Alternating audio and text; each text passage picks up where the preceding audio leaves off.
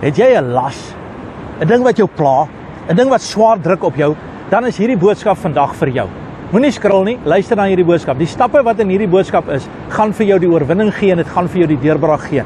Elke las gaan val. As jy saam met my stem, sê amen daarop. Aktiveer dit vandag in geloof. Matteus 11 vers 28 sê hierdie woord: Kom na my toe, almal wat vermoeid en belas is, en ek sal julle rus gee. Kyk wat sê die woord van die Here. Eerste stap. Die stap is kom na my toe. So kom ek en jy gaan na die Here toe vandag. Kom ons kom nie op die plek waar ons moedeloos is, en ons kom op die plek waar ons verlore is, en ons kom op die plek waar ons depressed is nie, maar kom ons kom op die plek waar Jesus is. Ons kom na Jesus toe.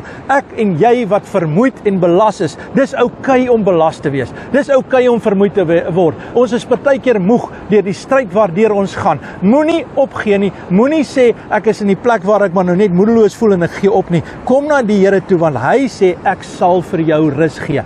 En hierdie is die finale stap. Daar kom rus vandag in jou lewe in. Ek verklaar dit, ek bid dit, ek staan saam met jou.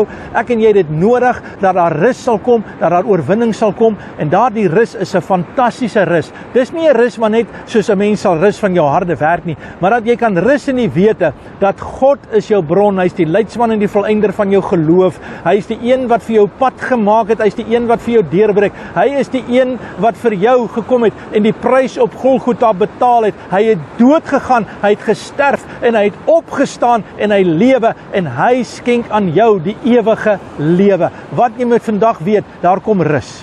Daar kom rus in hom. Verklaar vandag dat hy daar is. Jou las is nie te swaar vir die Here om te dra nie. Rus is 'n geskenk en dis nie maar net 'n droom nie, dis 'n werklikheid. Stap in die rus van die Here in. Mag jy vir 'n oomblik net 'n bietjie terug staan vandag en net sê, Here, ek ontvang u rus. Ek eer u, Here, daarvoor.